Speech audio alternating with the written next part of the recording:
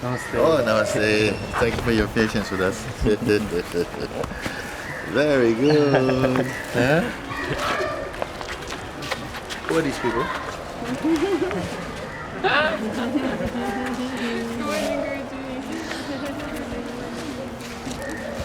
So you're the ones who could wake up, basically. Okay.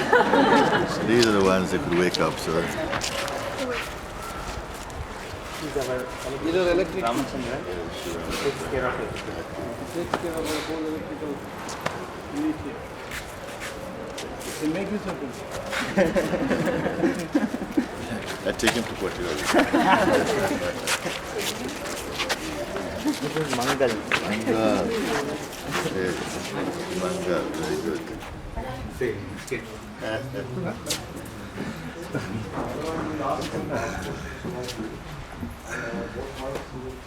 On behalf of Swami Dayananda Ashram, Sri Gangadhareshwara Trust, I hereby welcome Sri Muji for delivering a satsang here. Though all of us are not gathered here, we are trying to make arrangements to also send the message down to those people who are there in other blocks. But anyway, we will start the session now. May I have a good hand from all of you welcoming me.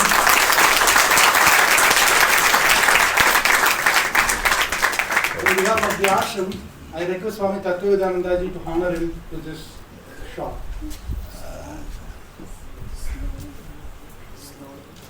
It's an honor to honor you. Thank you. Thank you. Thank you.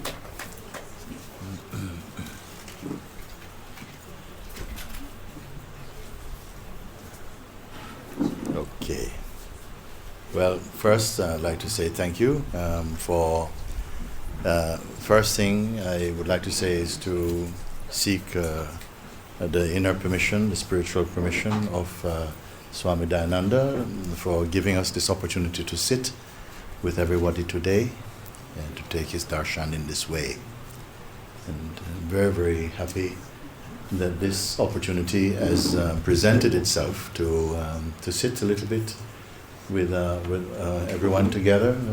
I don't know how much time we will have.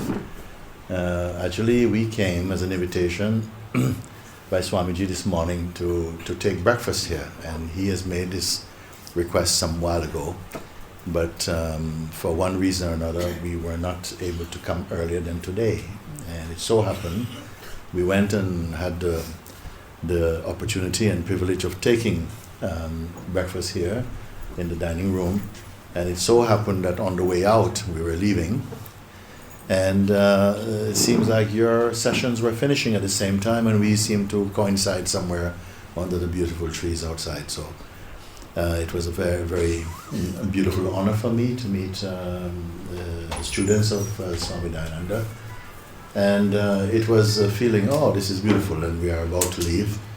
And Swamiji suggested that perhaps one time we would come and maybe have satsang together. And my response was, well, why not now? We can do, because the days are ebbing away. In a few days, we will be on our way to Lucknow, to my master's home. And so I don't know if this kind invitation would have had another opportunity to sit, and it seemed as though Grace had so much arranged a kind of seeming coincidence that we bumped into each other, and it felt that the timing was appropriate to sit today like that. I am here, as some of you may be aware, we were sharing satsangs for about 5 weeks at Sri Swami Dayananda Ashram next door, and we have just completed the season of satsangs here, and we're at the stage now where we are just sitting down and getting ready to move out. Some of our sanghas already left and are returning to their various countries they came from, but we are still here for another few days, and so I feel somehow very happy to be here today with you. A little bit our if I can say just in the most brief way, because I don't like to talk about so much satsang, but rather to engage in the kind of contact that makes it possible to have a direct experience of what I'm sure you have all been studying and so familiar with the subject of the nature of the self and so on. But in our satsangs, we also very much invite people to put questions, and I often speak of basically two types of questions that come. One I call knowledge questions, where people want to know about the various levels and realms of consciousness and so on. I call these kind of questions knowledge questions. But there's another form of questions which I very much invite, which I call freedom questions. And these are questions where people come and they are really have a burning urge to move beyond intellectual conviction or mental understanding of the subject, and are saying, we would like to be in the experience of this, to experience this.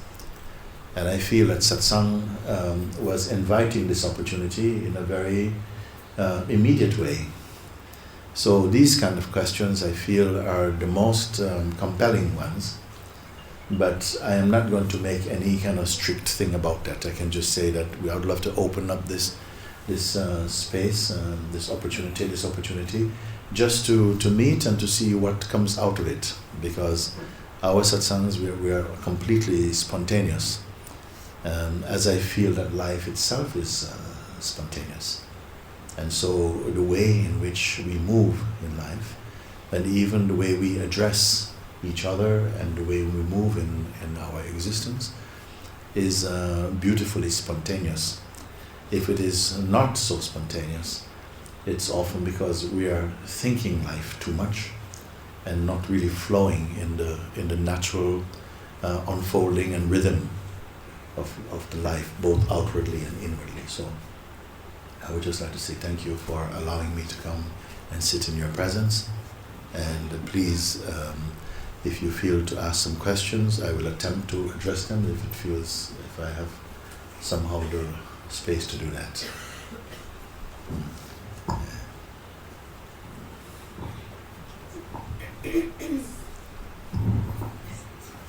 Swamiji, Hari Om.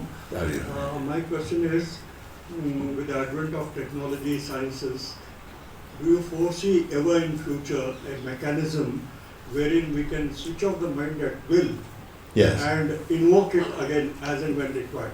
Right now, And what again as required? invoke it. Invoke it again as required. You switch it off because we don't need the mind all the time. We need to be in self, Yes, in the yes. presence. Yes, yes. So that's the biggest challenge there. But with the internet, so many things have happened in the last 50 years, Yes. which we never imagined. Do you foresee in the near or in the distant possibility when technology will come in, when it will enable us to just press a button and switch off the mind and then...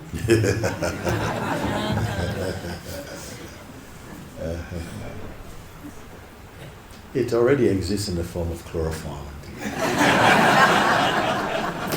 I would say that actually we need not look to technology for that. That ability has always been present in the human kingdom. The ability to, when we say switch off the mind, actually what it really means is to switch the attention rather than switch mind, because and I think to look forward to something like that is to say and to be admitting that we presently don't have the capacity to do that. And I feel that very much we have all the capacity, we have all, not just the potential, but the capacity also, to really calm the mind or to retain that natural composure whereby the mind is not an interference. You see? So it may come at some point that technology may come with some kind of notion or some kind of instrument, but I would feel that it would be a little bit of a failure on the human part to rely upon some kind of external apparatus to pacify our minds, when all along, well before the season of the height of technology, human beings have demonstrated over and over again that ways of bringing even a very chaotic mindset back into silence and stillness. And very much satsang has been somehow provided for that. So we don't have to look to future for that, nor even to past. In the present moment it is possible. And I would like to show you how, in fact. You see? Yes, because if I would say directly, you see, that first thing, the mind in the way that it is being presented is not the mind in all of its expressions, because we need mind for many things, for its practical functioning and so on. It is the psychological aspect of the mind, whereby we, the consciousness, are pulled into the form or the mode of personhood that causes trouble. You see? Because we are essentially not persons as such. We are consciousness that for a time gets identified with the body and believe itself to be the body, and then other conditioning can pour in through the door of that belief. And so we have to again look at how that came about. It was not just a mistake that each one makes irresponsibly.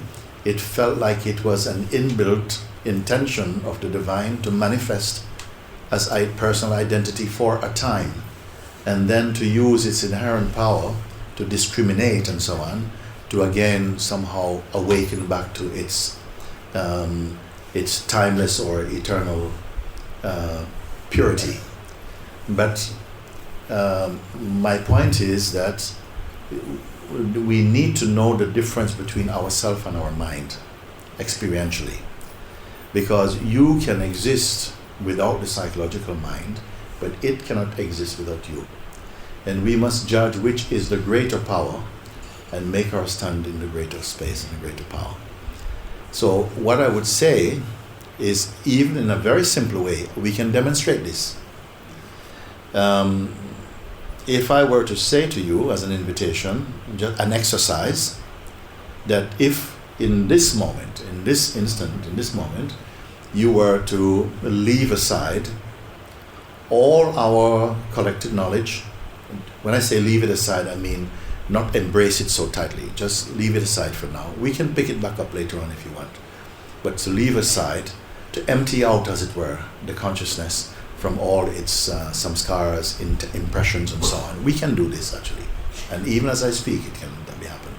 To leave aside our notions about life and say, for instance, anything to do with the past, or even the concept of future and the anticipation, the desires and so on. Just leave that aside for a moment. So you're emptying out from all your intentions and obsessions and attachments. So just mentally we're just leave everything aside. And even the sense of I, which is the most important concept upon which other concepts are perceived, you see. So even the sense of I, if I say, don't embrace that for now, just leave everything aside. We have within us, as consciousness, the capacity to do this, just to leave everything aside until you're totally empty of all concepts. And not to be in a state of waiting for what is next. Just for a moment. Because the reflex or the tendency is to say, okay, now what? And that is to do with habit, because we are so accustomed to entertaining concepts about what we should be doing. So rarely do we permit ourselves to really experience an empty mind. It is as though, as soon as the waking state arises, as though we are driven or compelled to be in some kind of gear, some kind of psychological, mental, emotional gear, where we are always transacting in some level. So this is an exercise that, as I'm speaking also, I feel it is possible for us to invite this, to allow this thing just to experience what I'm talking about and to show that it can be done. So first of all, to leave aside all these, the noise actually of the daily functioning of consciousness. No? Just leave that aside. No. And so all our notions about who we are or what we should be doing and where we're going in life and about the children and the grandchildren and next year what's going to happen, just leave everything, just be entirely empty of notions, intentions and anything to do with the phenomenal world for a moment. And you can see that it can be nicely done. Leave everything aside and don't pick up any new concepts for a moment. Are we on board for this? Just for a few minutes, you can go and pick up your stuff back again. I mean, it's not going to disappear. But just for a few moments to allow your mind to be experienced without its collection of favorite concepts or whatever. And don't touch the feeling of, okay, now what or what's next for a moment. So we're not waiting. We're not waiting. What if there were no next? Just what is here now.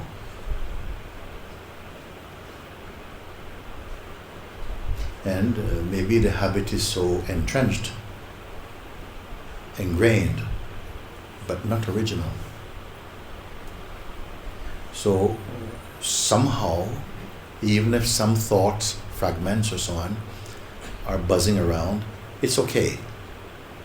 It would be just as good as saying that if 10 people came to hug you, but you were told you don't hug anybody. Okay? So they can hug as much as they like, but you are not returning hugs. Okay? So that's the kind of state I'm really inviting, just to leave everything for a moment. And then in this space, this empty space, look and see if anything is fundamentally missing from you.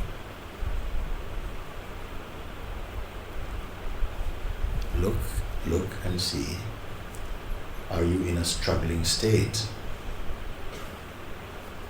You see? And are you having to hold your breath or to subdue the senses? No, you don't. So if you have followed that simple invitation, you will be already in the experience of your natural mind.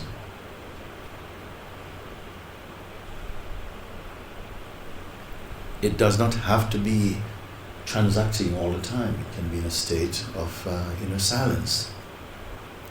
With some practice, some exercise of just keeping the mind in that state of neutrality. Neutrality is a good word. You will come to see that you get more accustomed to this state.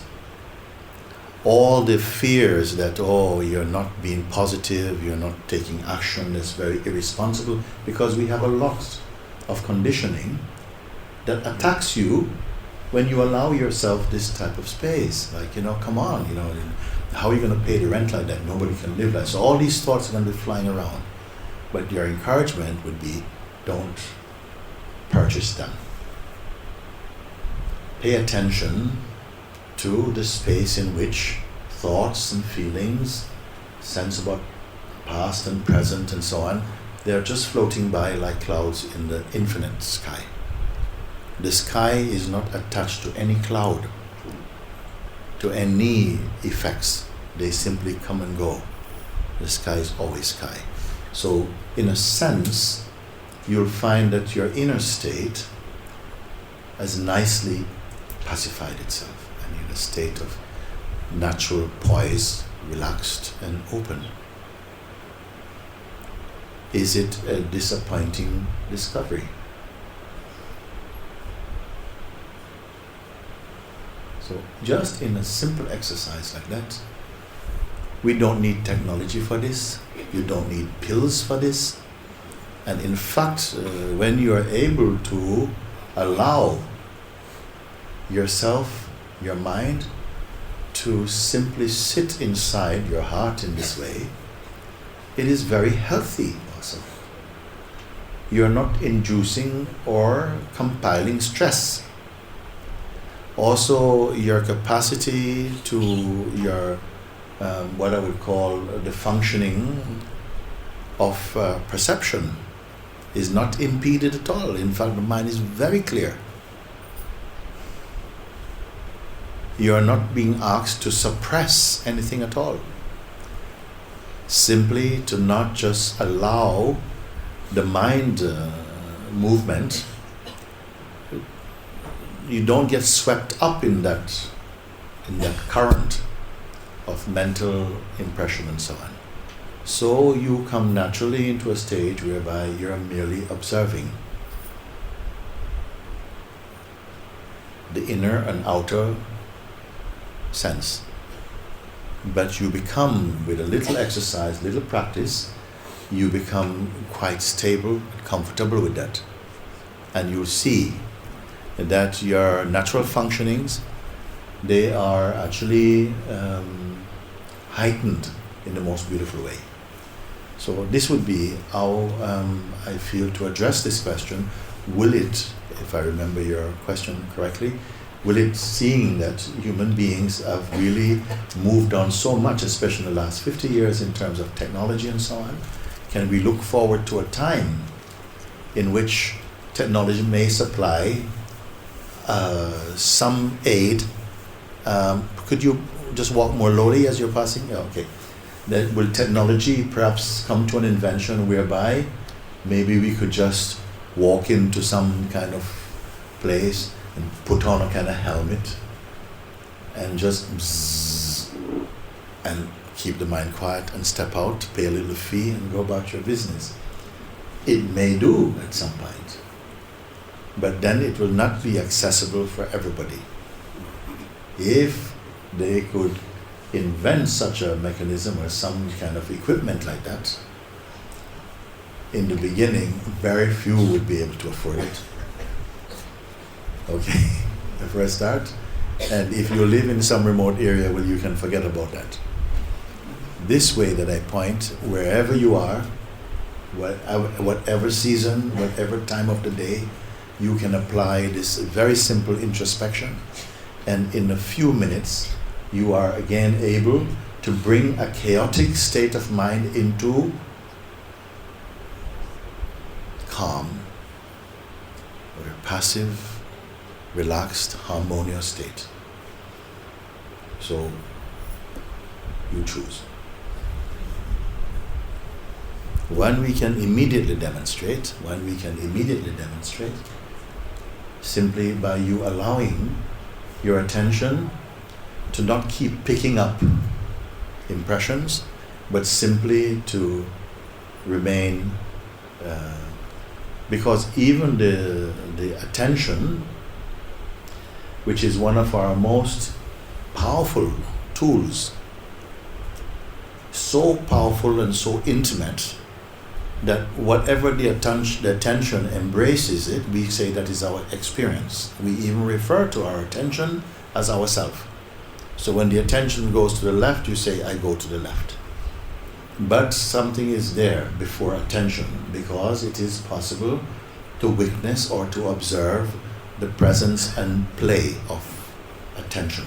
Therefore, a subtler power, the attention is there, that observes attention.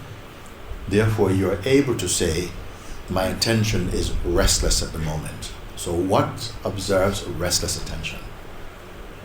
So it must be prior to that movement. Easy? So, next question we can help someone. Yes, please, come.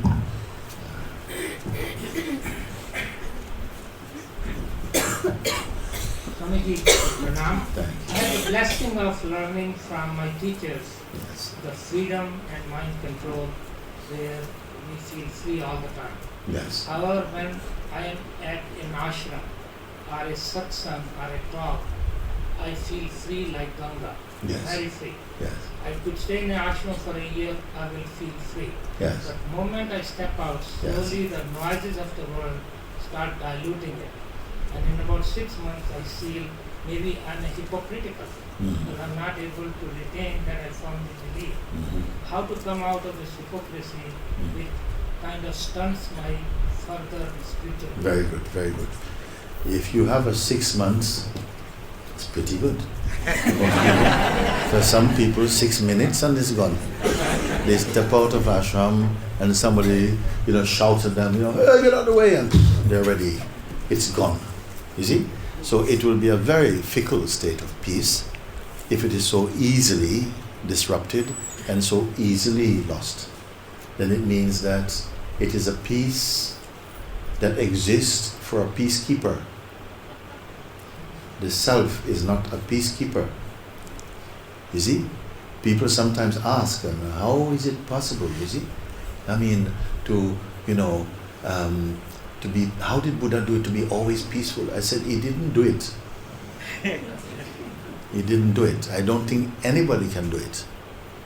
Because in the way that you put the question, it would mean that he was mentally adept at keeping the attention always, in silence, and it is a horrible idea. It means you have time for nothing else.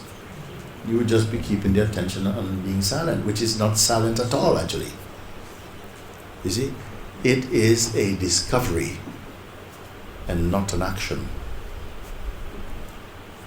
Your being is synonymous with silence. It is not making silence.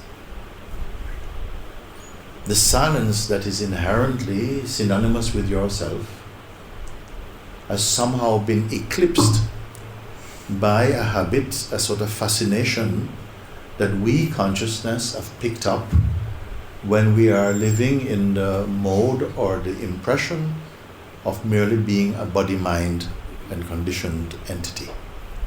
Then the very nature of this identity is built on a false premise. It is not what we are.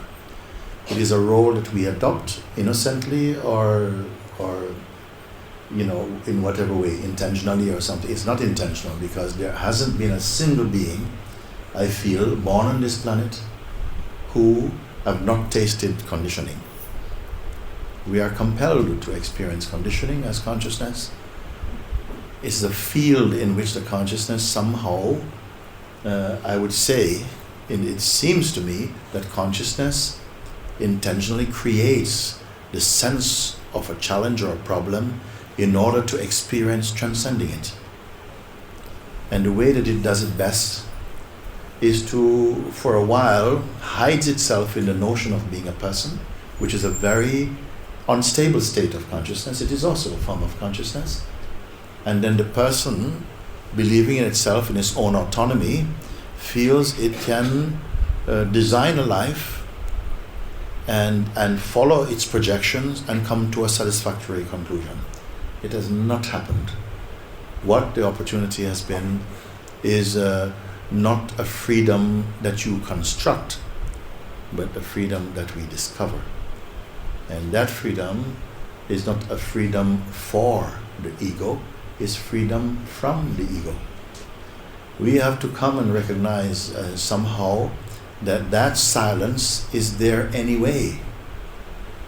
If you produce silence, or if you by nature are associated with an environment like the ashram environment, and it imparts a certain tranquility of state to you, but then as soon as you leave, you are again open target, then you have not really secured peace.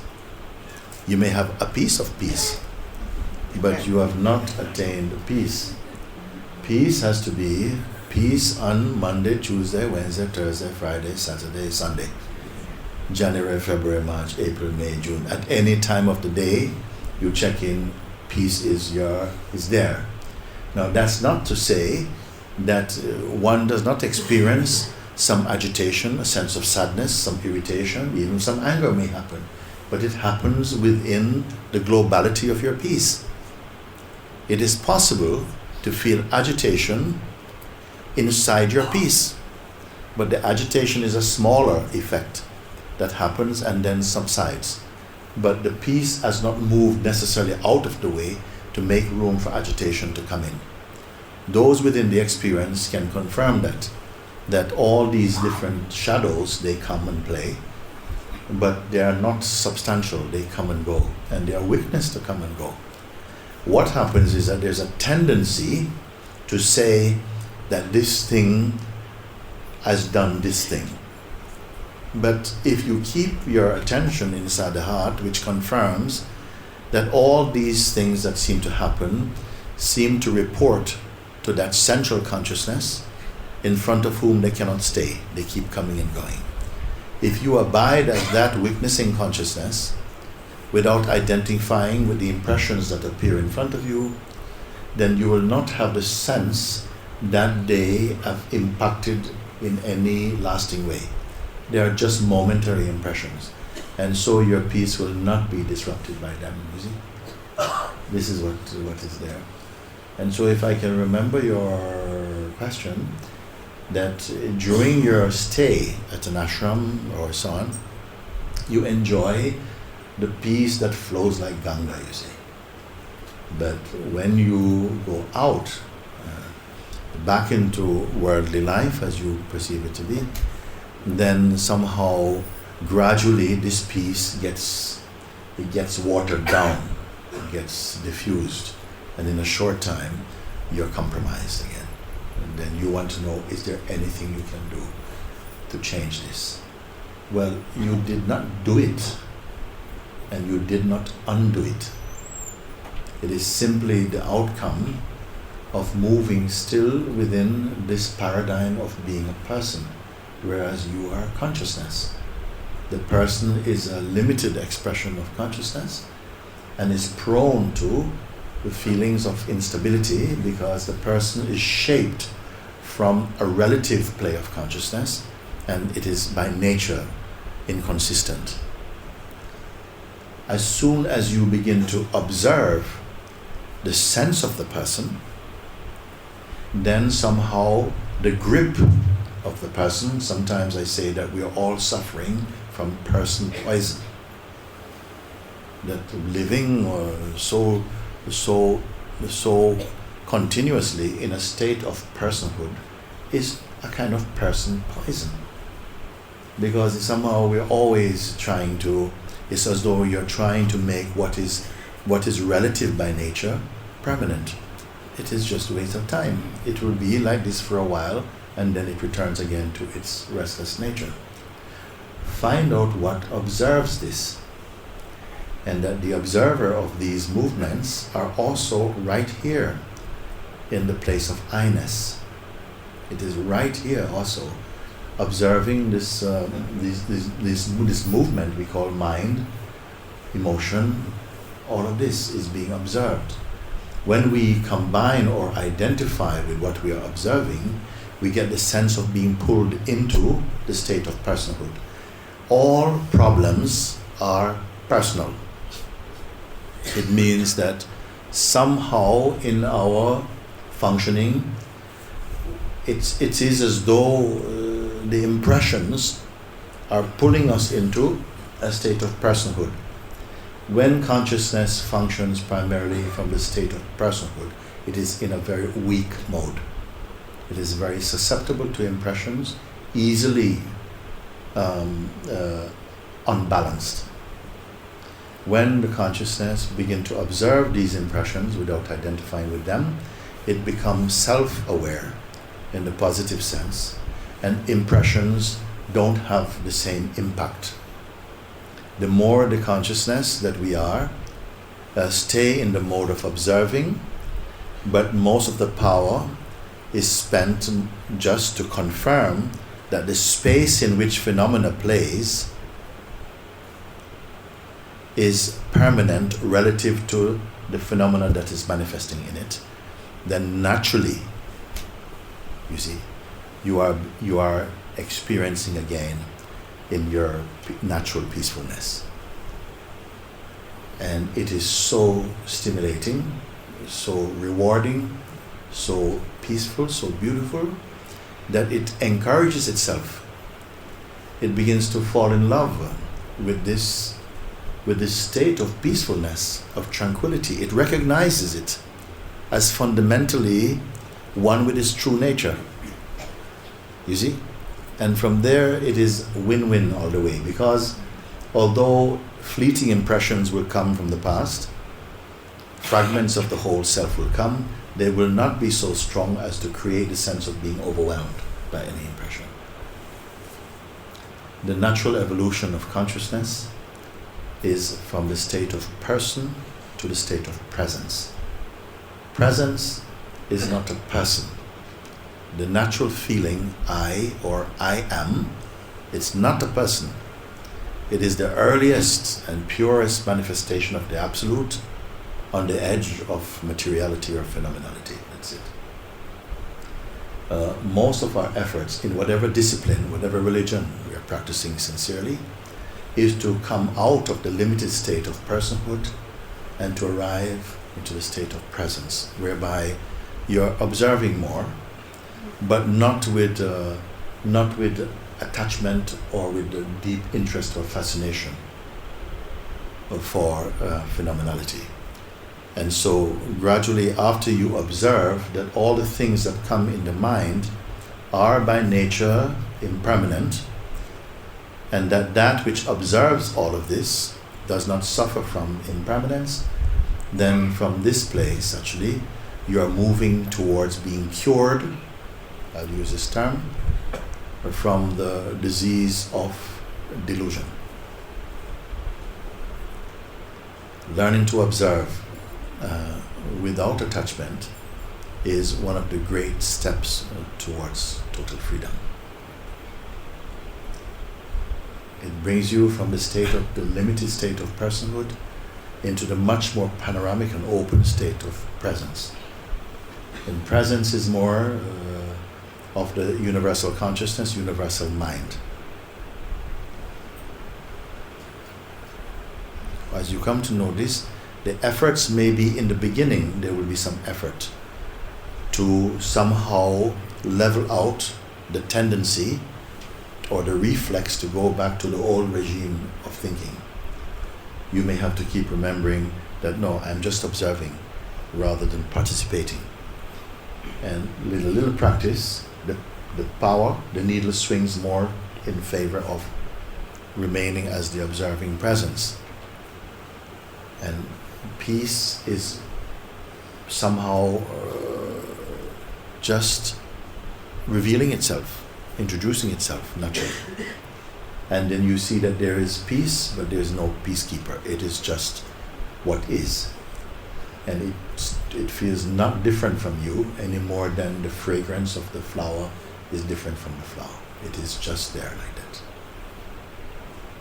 And it is a wonderful news, because if you had to be practicing to be peaceful, then actually what is happening in the mind is that peace is a commodity that you acquire rather than it is unveiled.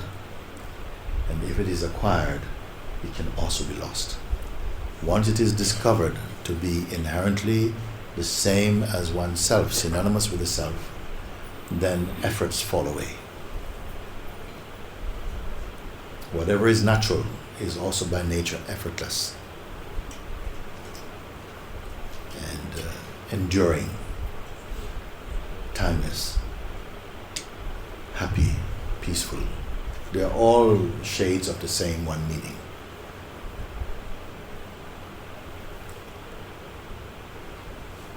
Are we falling asleep or we are okay? We're good? Okay. Another question, please. Yeah. This is beautiful.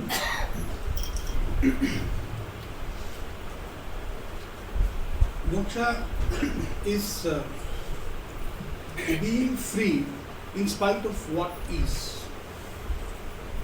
In spite of what is with what exists. Swamiji, could you put the microphone a bit closer? Yeah, sorry, yes. So do you want me to repeat it? Yes, please. Yeah. Moksha is being free in spite of what exists, what is. If that is true, then why should one really see a kind of a duality between the thoughts, between the mind is in the form of a thought, between the thought and the observer, why don't we say that in and through every thought, what is consciousness? Here it establishes that there is no duality between the seer and the seen. But with regard to the methodology of being an observer, there is always something which is away other than the observer called the observed. And moksha is just not all about in recognizing me as consciousness. Because there are various other components, like the world is a component, God is a component. That I am God. But I am, when you say it is more this Atma, or when you say consciousness is limitless, it is what validates it. There needs to be something to validate it. And this validator, or the what validates it, should not come from a limited intellect as well. And in that sense, then one has to arrive at an equation between God, me, and the world. Only then the equation or the triad solves itself is what I would like to. Well, you see, in the way that you put it, it is very difficult to understand. It may sound somewhere when we really think about it, philosophers will think about it like that, but for the most part, they will still not have grasped experientially the implications of your words, it's like that. Because actually, you must begin with yourself, because if you are not, then who is there to even perceive or to be aware of God itself even? You must be there. You are the witness that must begin with yourself. And we can speak a lot about what we observe. Whatever we observe, we cannot retain or maintain a continuous link with objects of perception. You see? We have within ourselves the capacity to perceive the functioning of perception also. You see, we don't have to leave ourselves to actually validate this. It is a function that is enough there if it is pointed out. You yourself know that you are conscious. Even as we are speaking, there is an awareness of our speaking. Even as we listen, there is an inner awareness of your listening. Even if understanding is taking place or misunderstanding is perceived, there is a consciousness or some force within us that actually observes that. You see, this is more intimate, this is much more here to say. Then what is it that is observing all these things? My question, one of the final questions, because I say that if truth is what you're searching for, not just knowledge, but not just the fleeting experience of truth, but the consistently permanent truth, which you can say it is searching for yourself. You see, if that's what you're searching for, then I have only one or two little questions for you. First, you have to come to a point whereby you have to admit that all your experiences so far is your experiences according to you, as it is perceived through the filter of your own unique conditioning and the unique way in which your body is constructed out of the 5 elements and the vital force and the presence of consciousness, which is the knowing component inside the body. As soon as you are in a position to confirm this is so, that all that I conceive, because in fact we are only perceiving what we are conceiving, and whatever you perceive is your perception according to how your consciousness behaves. So given if you can confirm that your experience of the world is a unique functioning, in the same way that if you go to sleep, you have a dream, you cannot share that dream even with your most beloved. You cannot share it. You can talk about it, but you cannot experience it in the same way. It is a very unique and private affair. In the same way, I will put it, that your experience of the waking state is a uniquely personal affair. Therefore, there cannot be a world in which we all agree and share the same aspirations, suffer the same delusions, while we are in the mode of personhood, because it is a highly unreliable state. We say, I love you today, tomorrow we are having divorce. We are not able to keep the oaths that we make in the personal state, because it is a fluctuating state. So many different impressions are actually impacting upon it. So it doesn't matter, you may say, yes, as long as I live, I will never do this, and maybe you don't, but at great suffering to yourself.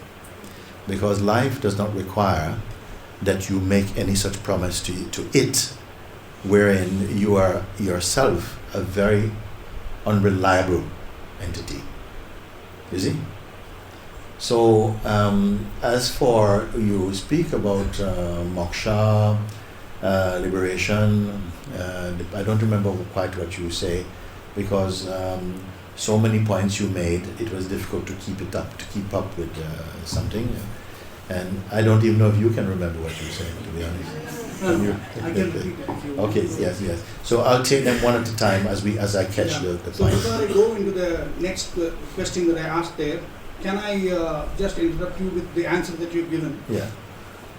Yes, I see, therefore the world is. That's what world is means, the world exists. But there is also another thing which is a fact. The world is, therefore I see. No, you are. Thereafter you see. You know, the sage Adi Shankar made 3 very potent statements. I will tell you of them. And they baffled pundits and philosophers for many years. The first statement, he said, the world is not real. Those present said, here, world is not real. Learned people. Second statement, he says, Brahman, the Absolute, alone exists. Here. What he says. We all agree. Brahman, the Absolute Consciousness, alone exists. Third statement, Brahman is the world. What? You are contradicting yourself, Swamiji. No, he was not contradicting himself. First statement, again, the world is unreal. Second statement, Brahman, the Supreme Consciousness, alone is real. Third statement, Brahman is the world. So it was very baffling. Sri Ramana Maharshi, he also explained in this way. He said what Sri Shankara meant is that the world is unreal, meaning that in the way that human beings perceive the world as a separate entity existing within itself, that is not real. Brahman, the absolute and all-encompassing reality, that alone is real and dependable consistently. That Brahman, which is the world, you see, which is the Supreme Consciousness, is manifesting as the world, not the world independent by itself. You see? And in fact, there is nothing in the world, no phenomenon that has a single inherent meaning. It has the meaning that you give to it. Because if you say such and such a thing is bad, and that's a fact, then it would mean that for everybody it is bad. But some people, you may find that somebody is saying, okay, don't come near me with these peacock feathers. It's bad luck. Another man put peacock feathers in his baby's cot. Another one is dancing with it like Lord Krishna. So, what is to do with the innocent peacock feather? Everything is depending upon your attitude to it. Shapes the way that it is perceived and experienced by yourself. And in the same way, our world, private world, is constructed in the same way, like this. To say that the world is not the world that told you it is. It is you saying that it is. You see? And what it is for each one is different. We are never going to agree if we're looking only from the perspective of personhood. One person's hero is someone else's terrorist. What is his true position? It is as though if you're watching some cricket match, international cricket tournament, and the match is only whatever it is, but there's 100 commentators around the world commenting about it, and each one is giving their impression of what the match is. Who is giving the correct report about the match? All is subjective. The only one who is there, the one who is there himself watching the match actually, is also interpreting. So this medium of personal perception is unreliable. Even within the same unit, the next day, the same advice, the same assumptions, the same projections, the same conclusions will be contested within the same, by the same consciousness even. You see? That was Shankaracharya's sloka. Ardha slokena pravakshyami yaduktam grantha kotivihi brahma satyam jagan mitya jivo brahmaiva napara. So that is the verse that Muji was quoting from Adi Shankara Bhagavad. That was beautiful. But here then I just wanted to say that the world is. What I meant by the world is not the name and form of the world. It's not the word and meaning here. What I meant is the easiness, the existence there. Which means that when you take a pot is. Pot is nothing but clay. Clay is. Clay is nothing but silica. Silica is. Silica is nothing but molecule. The molecule is. There are atoms. Atom is. God particle is. So what is invariably present is is in this world. All of them rely upon one thing, that which perceive them. So you make a distinction between consciousness and existence? No, I know what is existence. Consciousness is synonymous with existence. I'll make this distinction. That the supreme consciousness, out of it, you may say it is two-aspected. You can say the unmanifest and the manifest consciousness. The consciousness through which we experience knowingness, that dynamic consciousness, which announces itself inside the sentient expressions or forms in the form I am, mean I exist. That consciousness itself is pure. As I mentioned earlier, it is the earliest expression of the absolute on the surface before it comes into materialization. It functions as the witness of all of them. Thereafter, a further extension from this state of I amness, whereas the consciousness seems to paint a self-portrait of itself as a person by identifying with the necessary instrument of the body which it needs for tasting, experiencing. And so it comes about that consciousness arises as the first concept, I am the body.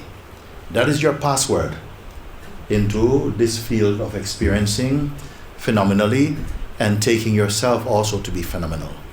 It is what I may call the fall from grace, intended actually, because consciousness obviously must have meant it, because every single being is touched by this process of what you may call Maya or conditioning, and not just human beings also. A mosquito also has his own delusions.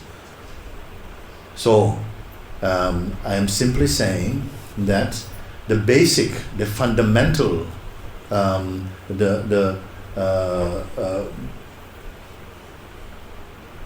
essential ingredient must be consciousness, which is the knowing medium by which perception can function.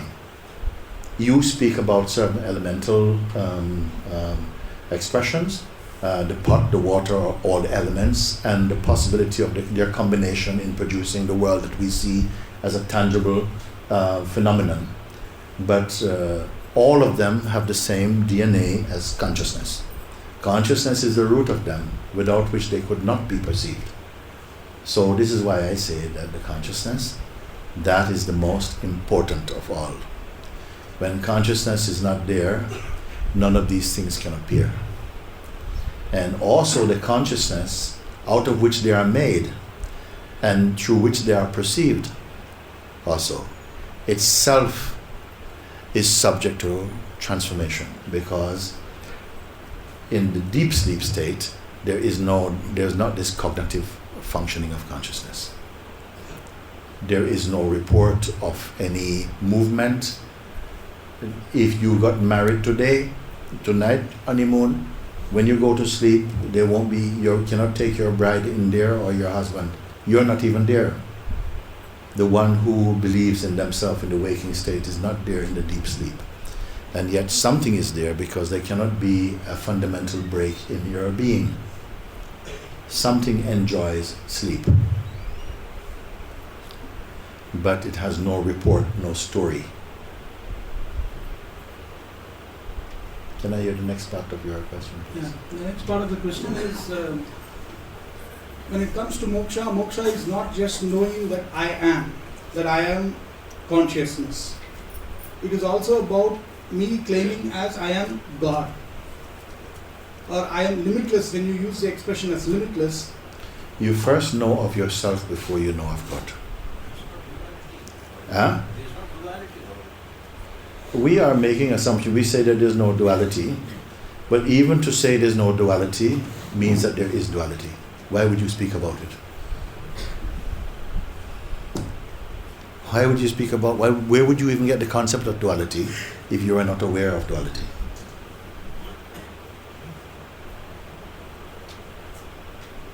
This is something that must be gone through your own inner process to say that yes, the duality is an extension, a projection, or a shadow from that non-dual reality, that it is all one and manifesting as appearances because it wanted to experience a sense of diversity and a sense of separateness and the sense of yoga, which is the coming together of parts or something, where in fact it can never be apart from itself to perceive that. It had to create it through dream or something. This is the story which I think we can all pretty much accept. How did that which is one whole come into multiplicity, experience attraction and repulsion, love and hate, separation and union? You see? Was that just an accident, or was it sort of coming from the divine mind in order to play this game called life? And there cannot be any experience without duality, in fact. And experience is very much what life is. I find no fault with it. Just understanding needs to come in order to evaluate your true position. And why, when we are speaking from the first extension into phenomenality, because we believe that extension, the sense I am the person, I am this body, was the first flaw out of which arises all the confusion, all the violence in the world, all the sorrow, all the aspirations came out of that dichotomy, you may say. And the dichotomy is only apparent. This is things that you will come into. I can show you the simple way to do it. The simple way to come into the direct understanding of this. Because if you merely study it with your mind, it will not enter your heart. You have to yourself, your mind has to be baptized in your heart by simple contemplations that then validate them as your own experience and not merely parroting what you have heard. It will not do. It is good that we study. Study brings knowledge, but knowledge must be converted into experience. And then comes a wholeness arises out of that. Guruji, thank you for sharing your wisdom with us. Could you guide us how to move away from guilt and hurt? Guilt, okay. in order to experience guilt, you have to first come into the mode of personhood. You have to first come into the notion of yourself as a person, which is not originally what you are. You see? It couldn't have started from person. The person is a fragmented state. The Supreme did not manifest its most precious manifestation as a fragmentation. It starts from somewhere. And if it wants to be the earliest impression, the earliest created expression, it has to start from the impulse, the intuition, the sense I am. That's how the consciousness announces itself in the body. That I amness is neither male nor female. It's neither Hindu nor Muslim nor Christian nor atheist. It has no belief system actually. It is pure consciousness, the pure knowingness. But as soon as identification arose with the body, another functioning started, and that was what you may say, the creation of the sense of personhood. As soon as the sense of personhood was adopted by consciousness, it became insecure, vulnerable. It identified with the body, which is a time body. This is a time body, a mortal body, but the immortal is dwelling inside it for a while.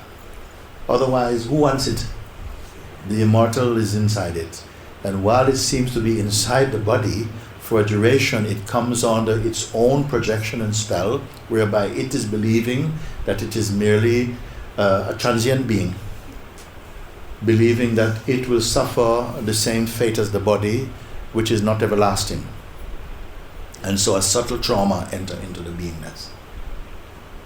And I say that it is also a mechanism of consciousness. I say that death, physical death, is one of God's great ideas, because it so terrifies the living beings that it compels them to search for what is imperishable in themselves.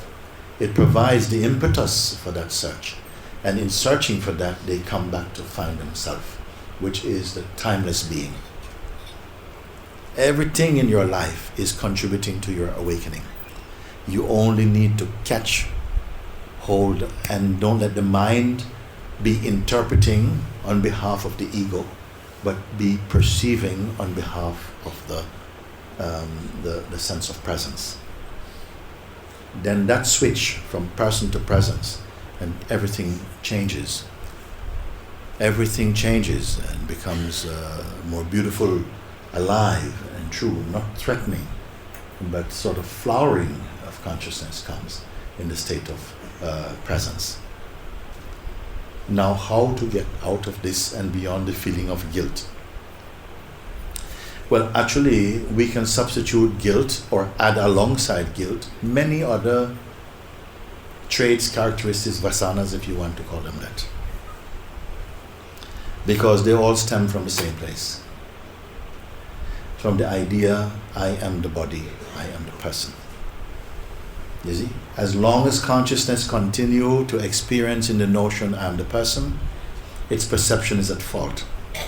All that it considers to be truthful and knowledgeable is built upon a very unsteady ground, because it itself cannot support its projections.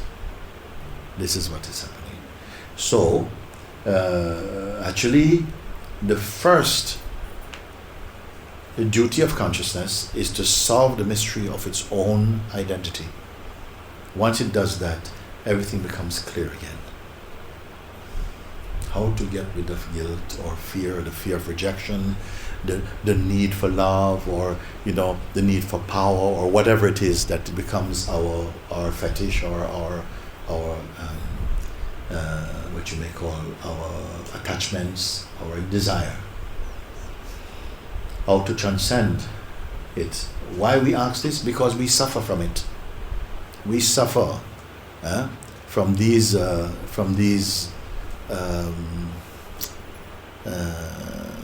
distortions of consciousness.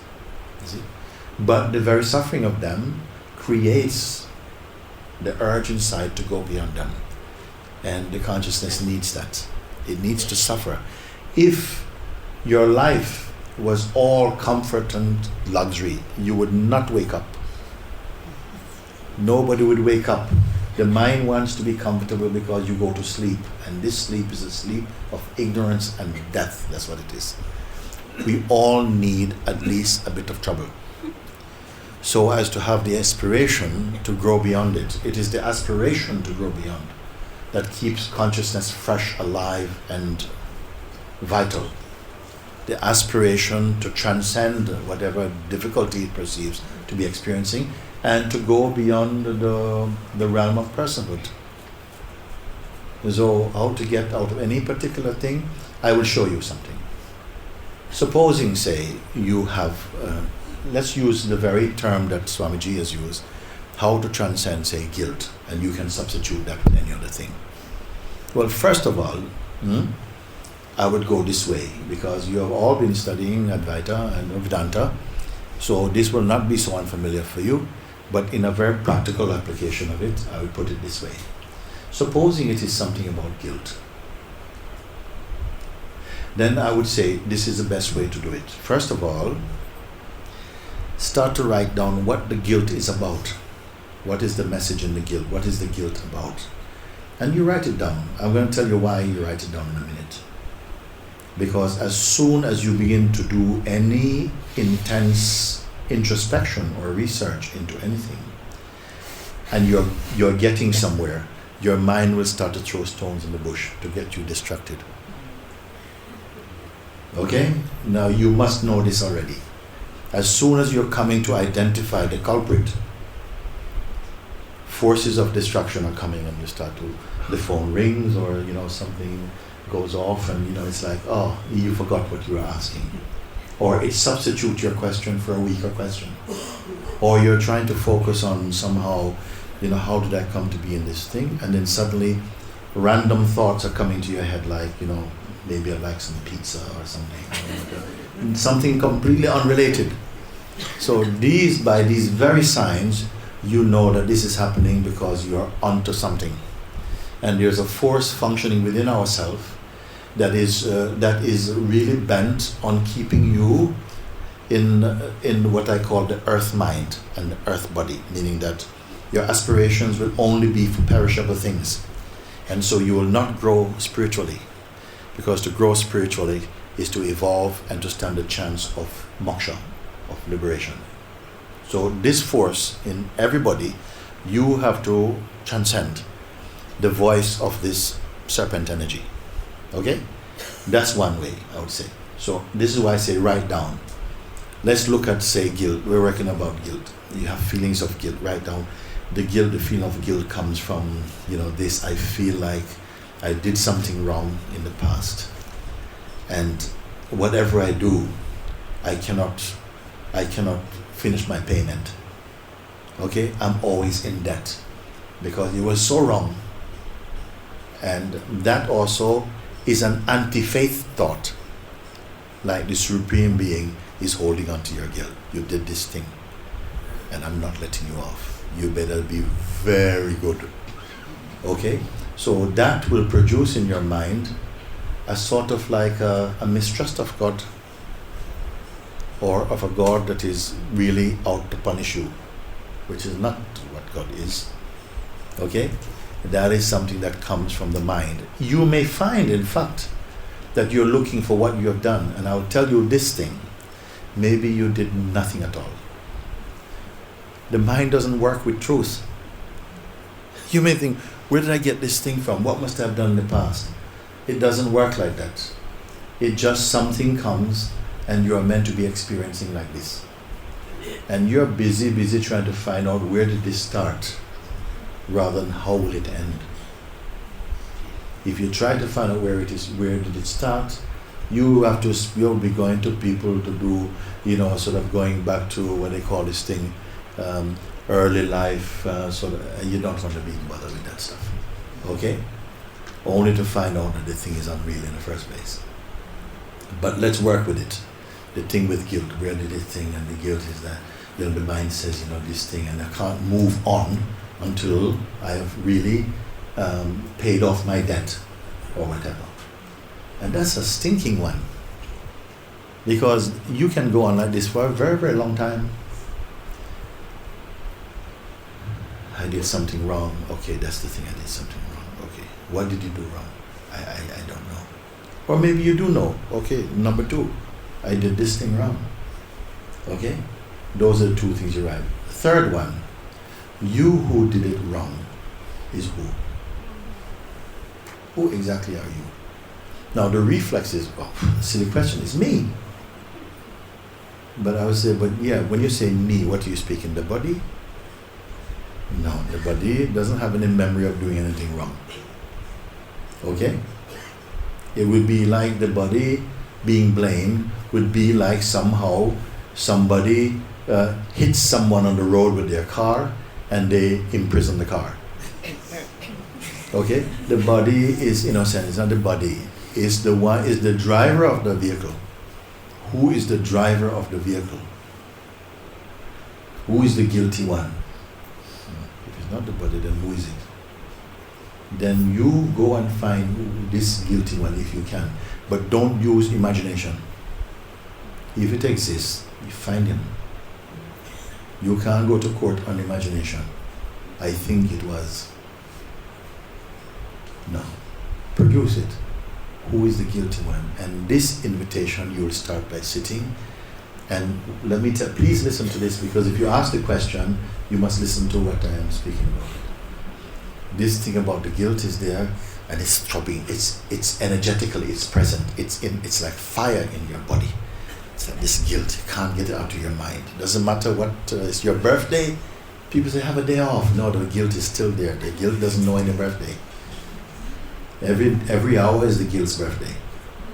So it is like that. So then you look, okay, let me identify the actual one who is guilty. This is the path of inquiry. Let me identify it, see if I can, is it tangible or intangible, the guilty one? And how do I go about finding?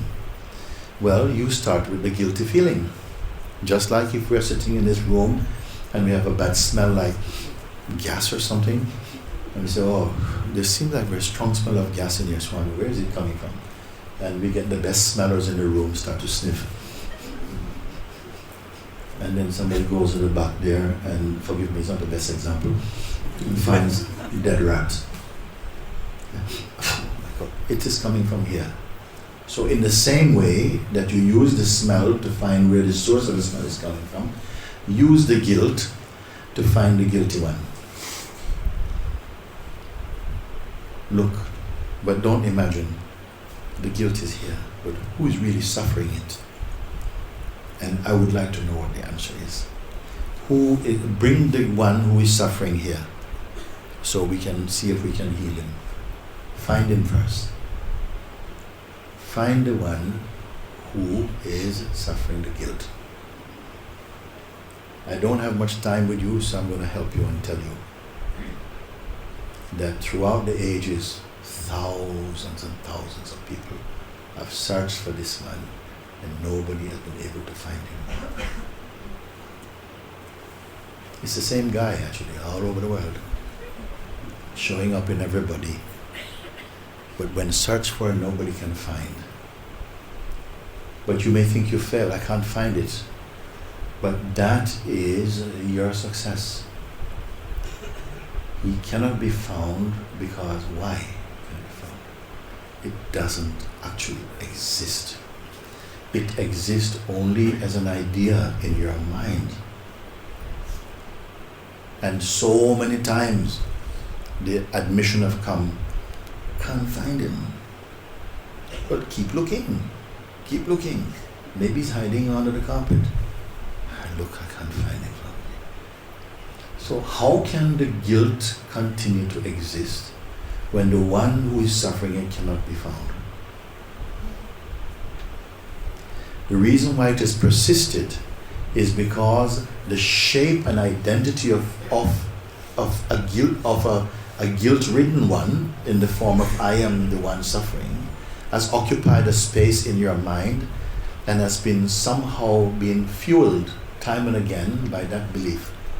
But when actually searched for, it cannot be found. Next point, if it cannot be found, who is making this discovery? Who is making the discovery, this admission? Can't find him. Perhaps this is a victim, but by this time you look also, no, there's no guilt being felt here at all actually. The guilt was for the other guy who we can't find at the moment. And by this type of introspection, it is erasing this memory from the consciousness. Not because you could find something, but because you cannot find it.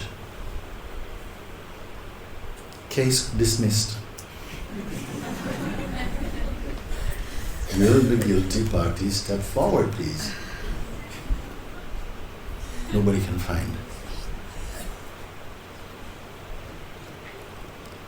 This is the power of self-inquiry.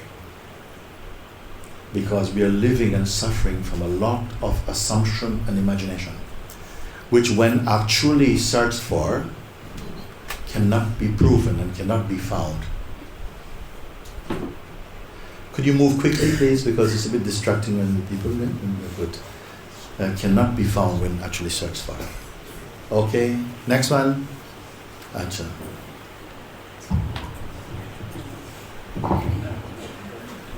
Thank you. Yes, good. Swamiji, I feel like my birth was when I was born. It's a solid experience of consciousness in my childhood. Yes. Then it was choiceless. There was no choice to be born or not. Yes. But I was born. Did you have the experience of being born? No, it's like 3 years or a few years onwards. Okay. I was free and I was embodied. So how do I appreciate that now I have any choice over getting freedom from this? Get down. Look. Now, down, please. Nobody has walked in like this for a moment for me. Yeah, because, okay. Say again now this way. Yeah. So there is a solid experience of consciousness from the time I experience the body. Yeah. So can there be any equal solid experience or understanding which will stay with me longer, which will say that there is freedom from body? Let me give you an example first. When this body was born, in fact, this body is not the body you were born with. Okay? It sprouted out of that body. Okay? This body, when it was born, what is your name? Huh? Mulmul. When this body was born, it did not arrive with the name Mulmul stamped on it. Okay? It had no name. Somebody had to think of a name. Maybe parents say, call her Sandra. No, I don't want to call her Sandra. Call Mulmul. Mulmul. Okay, Mulmul. And for a while they had the baby. Hello, Mulmul. Baby doesn't know Mulmul. Hello, Mulmul, darling. No Mulmul. Baby doesn't know mother. He doesn't know father. He doesn't know doctor. He doesn't even know I. He doesn't know anything. He's only responding. Okay? But gradually, as the consciousness developed, in order to begin to hold impressions, it began to respond to the warmth of love and care and to different impressions like this. And then listen to this now. At a certain point, the name Mulmul began to slowly get imbibed in the consciousness. Okay? Because of repetition. Hello Mulmul, hello darling. Okay? And then as soon as, because maybe as a child, many children when they're very young, if you ask them, okay, they want to go to the shop, so they ask somebody to go to the shop with them to watch and see how they cross the road and stuff. When somebody find them, what is your name? Boy. Where you live? House. Very, very basic things. And also, at a certain age, when you did not feel, when you maybe, you see something, you want to touch it, but you are not so used to this machine. You did not feel you are this body. Now at some point, the name Mulmul began to be embraced in the consciousness, and something began to respond to this consciousness. Thereafter, for all your life, you could not, if somebody called you Jennifer, hello Jennifer, you would not respond. You could be deeply in some practice. Somebody says, Mulmul, huh? You see? Did you remember your Mulmul? Or did you forget your Mulmul? There was no effort there. You didn't have time. It's so fast, not even time to remember. It is there. Now, if you did not have to stop and think, Mulmul, yes, this is me. So there was no time to remember. It's simply the response came as a reflex. Then how much more do you need to remember the consciousness that makes it necessary, makes it possible for you to remember the name? It is there before the name itself. So when you feel your existence, that is consciousness. You see? So we later learned that somehow we needed to remember the consciousness. It was teaching you a lie. As I said, I am, before the idea that I could forget myself or the idea that I needed to remember myself was believed. I am, before the idea that I could forget myself or that I needed to remember myself was believed. So therefore, your very consciousness of yourself, okay, is that I am principle. It is consciousness. The fact that you know you exist, that is consciousness. It is one with consciousness. So we were told that we needed to remember, because what happened is that we started to remember that I am Joanne, I am a doctor, and so on, okay, which is what you have to remember. And then it seemed to cause you to forget that you are consciousness. I don't believe that that is true. I think we learned that. We learned that we needed to make an effort to remember we are consciousness. Because you'd done many things, but you never forgot the name you were given. So you can do many things and not forget your consciousness. It is your fundamental reality, is it? So, in a sense, as a boy, I learned to drive without a good driving instructor. Okay? I learned from my friends who had very bad habits. They would be driving, combing their hair and this type of stuff, and one hand out the window. And so I learned on the back roads to drive like them because it was cool, When I started, I needed to have a driving license. And I went to apply. I had to take some lessons. My instructor told me, "What the hell you are doing? You have such terrible habits." I said, "I thought I was a good driver. I just wanted to sign this paper and give me that I can do what I want." So I had to spend a long time on learning my bad habits before I could start to develop the proper habits. I'm worse off than somebody who didn't have any habit at all, who started from scratch. We also have somehow to understand and to unlearn some bad habits, which is not difficult actually. This is the marvelousness of consciousness. Just simply pointing out something and already it affecting change by itself, just through your understanding. You see? This is the nature of consciousness. You may be sitting in a room and everybody is supposed to be meditating, but 3/4 are actually dreaming and all kind of stuff, just asleep and all this, still looking like meditators. And you may be one of them. You may be walking down some beach, 3 miles, walking with your foot in the water, enjoying, walking on the coconut trees and everything like that. You're supposed to be meditating on Parabrahman or whatever. Okay? And you are walking down 15 miles you walk, in 2 hours in your meditation. But as soon as you hear the bell, ding, ding, ding, you realize, oh my God, I'm in the Sangha hall. Okay? And instantly you are here. You did not walk 15 miles back. Isn't it? That is the nature of consciousness. As soon as you understand who you are, all your processes begins to align themselves to the truth. This is the beauty and the good news, actually, of consciousness, because you are already fundamentally that. With bad habits, somehow it correct the bad habits. I had to unlearn my bad habits. You just have to remember what you are, and it gets corrected from the place of consciousness.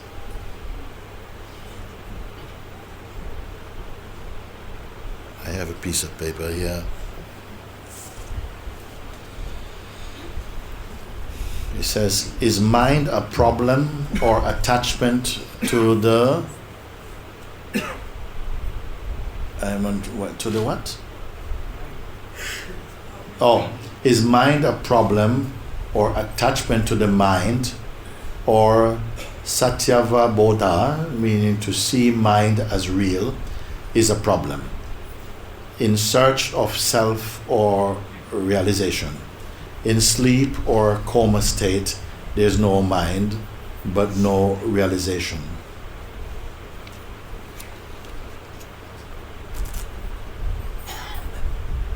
Don't waste time trying to correct your mind. It depends. Some people, they are quite happy to spend more years trying to develop the mind or whatever like this. But there are others who feel, I don't have time for that. I need to be free today. Some people have this idea, this feeling, okay? They are not going to be attracted to long, strenuous practices. They simply want to be pointed to what is the truth. Okay? Rather than spending time trying to suppress or beat the mind, use this time and energy to recognize the true self. That's easier. And once you're pointed to what yourself really is, and I can point it out before I leave again, and you stay there and simply keep affirming all that I'm perceiving is momentary or impermanent by nature. Okay? So if there's any attraction, it just comes from past habit. And if there's a strong attraction to go with these impressions, it is witnessed from here, the sense of going with them. I simply abide in this place, and in a very short time, you know what's going to happen? Your mind begin to subside in its virility, because it has met more than its match.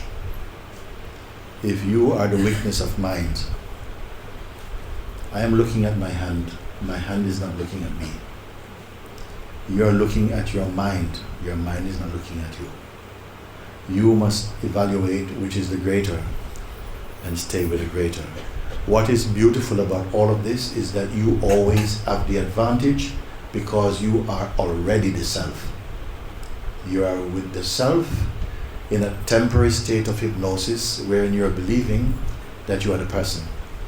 And that's the only way that the psychological mind can play with you and can get you confused, because you are not standing in your true place. Which is better, to stay in the place which is not true, trying to fight the untrue, or to find the true and see the untrue as being no contest, there's nothing there. That is called the direct path. That is called the direct path, is it? You say in sleep or coma there is no mind, but there's no realization.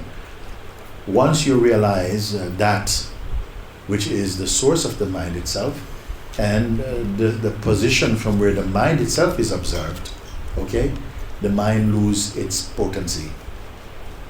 Once you do this, you start to see it starts to drop away from its its influential authority is diminishes, cut immediately. And I would put it in such terms that this can happen within hours or a day or so. You can come back and report to me, you gave me this exercise, I did it, and this is what I find out.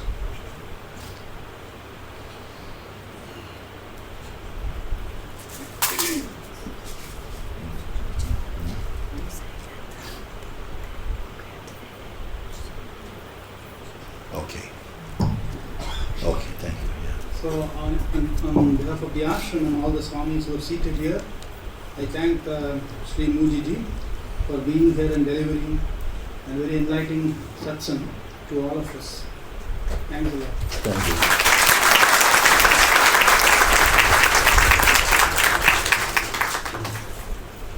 Very good. Thank you for inviting me to come today. Nice pleasure for me to meet you, and also to have this chance to somehow explore a little bit with you in this manner. And also a great privilege for me to sit at Swami Dayananda's feet here and to speak with his students. Thank you very much. And yeah, very good. I'm really grateful to see this. So let's let Amma speak in the Swami, I talk. Please. నాకు ఇవాళ చాలా సంతోషంగా ఉంది. స్వామీజీ ముక్త, we heard so much about Ramanalu. We are seeing as if Ramana is teacher. Ramana is. So she says that she has learnt a lot about Ramana's teachings from a Swami, and now she feels as if Ramana himself is sitting before her in your palm. The Swami is here. Very good. I'm very grateful that you gave me the space and welcomed us in such a beautiful manner. And I only say in leaving, if I can make a blessing of any sort, it would be that if inside your heart there is this pulse for awakening, then my wish for you, blessing for you, is that you come into the full realization of the self in the heart and be timelessly free and happy. And that is so profound will your awakening be to this, that even the notion of a seeker by itself will leave. And may those who meet you on the way be inspired by your silence and peace and joy, and wisdom and love, which are the natural perfumes emanating from the flower of being. May they be so touched by this encounter that they themselves will begin to search inside their own heart to find the light that they see in you. Let it be so. Well, I am so happy to put in front of you. Many of us are at that season in our lives when we have been through so many experiences, and that you can begin to again feel the timeless presence of the Supreme Self awakening within your own form. This is the life, this is the energy and the full power of satsang when it is given the space to flower alive within you. So thank you, I love you, and may all support you need wherever you go. May Lord brings that into your heart in a very tangible way. So thank you very much. Thank you, Lord.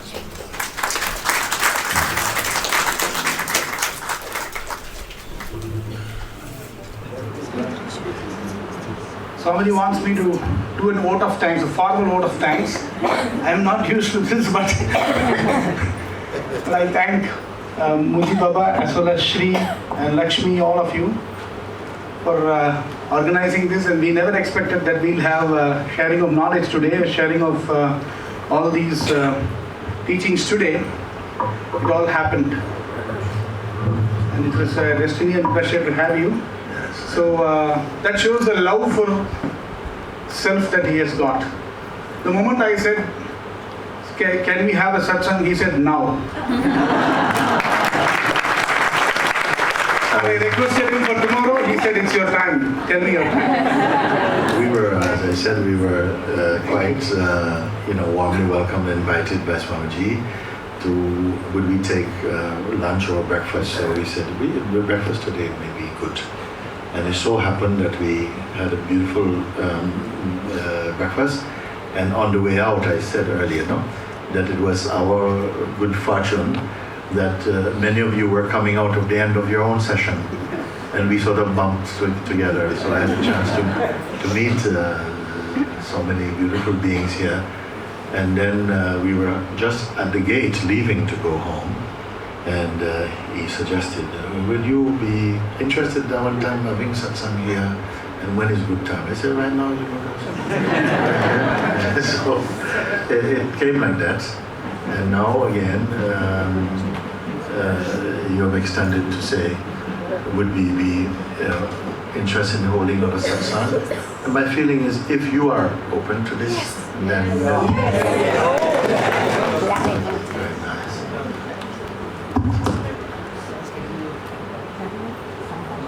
So 10:30 tomorrow at the same day. Thank you. Thank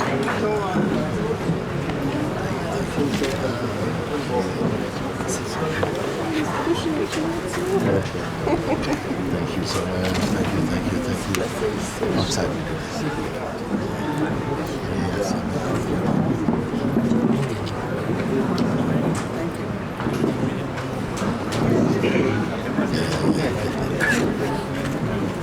The colorful ones, Happy Holi. Happy Holi. Papaji. That's so wonderful. Yes. Very, very wonderful.